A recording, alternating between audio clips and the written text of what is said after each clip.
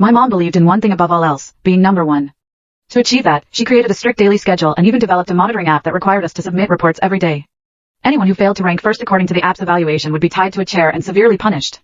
No matter how difficult the task was, my younger brother, Jason Hunt, could always complete it and receive a perfect score. Even when he actually ranked last, the monitoring software would still display him in first place. As for me, a single misspelled word was enough to trigger a failing warning from the app, followed immediately by my mom's harsh punishment. At first, I tried to explain. Later, I stayed silent. In the end, I could only kneel and beg. My mom remained unmoved. Trash doesn't deserve sympathy, she said coldly. You'll thank me when you become successful in the future. On the first day of the new year, my mom took Jason out to visit our relatives and exchange greetings. I, meanwhile, was burning with a high fever and could not even finish the day's assignment. Ignoring my illness, my mom dragged me into a bathtub filled with ice. If you're trying to escape studying, you don't deserve to live, she said. Pretending to be sick? If you've got the guts, then just die already. She forced my head underwater and raised a rod, smashing it against my skull again and again.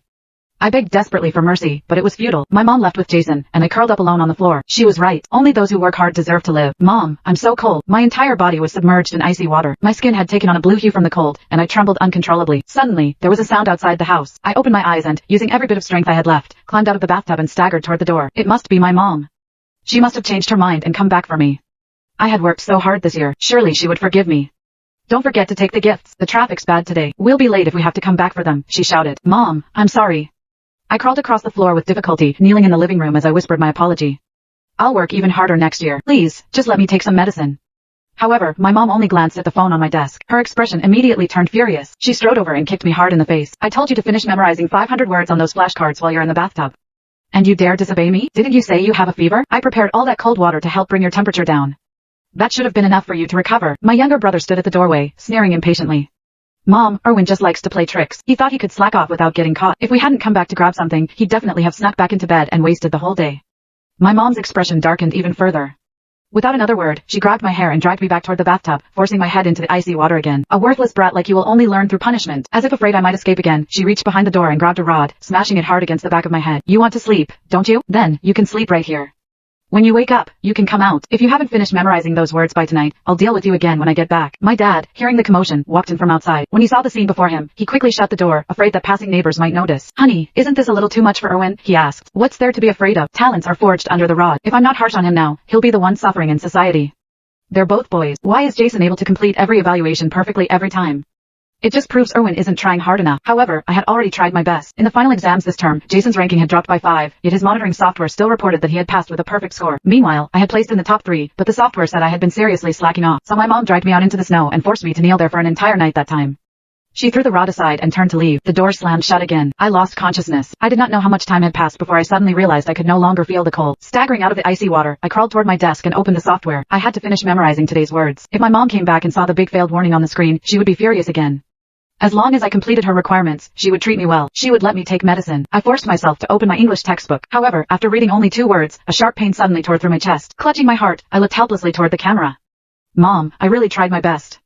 But no matter what I do, the software says I failed. I'm so tired. I don't have any strength left. Before I could finish speaking, my arm suddenly went limp, and the phone slipped from my hands, crashing to the floor. I tried to pick it up in panic. Instead, I felt myself falling, my body collapsing straight to the ground. Then, suddenly, I was floating.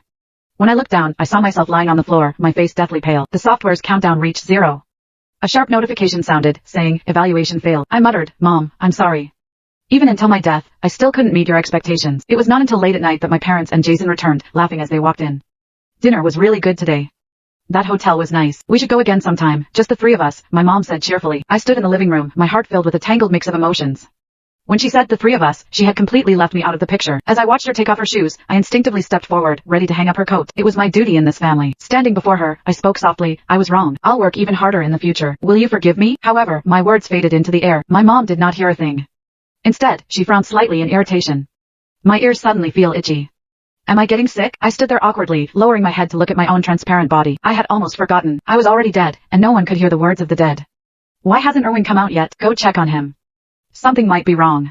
My dad mentioned it with a frown. I looked at my mom hopefully. Would she worry about me? Would she realize that her punishment had gone too far? She rolled her eyes. What could possibly be wrong? It's just a cold bath. It's not like he could die from that. After changing into her pajamas, she slowly walked to my room. When she pushed the door open, she saw me lying face down on the floor, completely motionless. It looked as if I were asleep, lying on the floor to slack off. Huh? She asked, clearly displeased. You think pretending like this will make me go soft? You're such a useless child. Stop playing dead. I rushed in front of her, shaking my head desperately. Mom, I'm already dead. Please come closer and have a look. Please, save me. However, she did not move. She was convinced I was just pretending to be sick. Jason walked over, looking at me with a provocative smirk. Erwin, pretending won't help you. The software doesn't lie. Whether you passed or failed, Mom will know. Just get up already. Don't make her angry. My mom let out a cold laugh. Jason, you're my only good son. Since Erwin wants to slack off so badly, let him lie there. Let's see how long he can keep this up. My dad looked uneasy. Wasn't Erwin running a fever? Maybe we should let him sleep in the bed. No, my mom shouted firmly. He's just a lazy brat. I'm not letting him off that easily. He couldn't even memorize 500 words, and now he's lying on the floor pretending to be dead, hoping we'll feel sorry for him. Look at today's evaluation. He didn't memorize a single word. This is absolutely ridiculous. After saying that, my mom glanced at the wet marks on the floor and frowned in disgust. You can call yourself my son again when you're done cleaning up these disgusting stains of yours. She turned and left. I stood there, a deep ache filling my chest. Mom.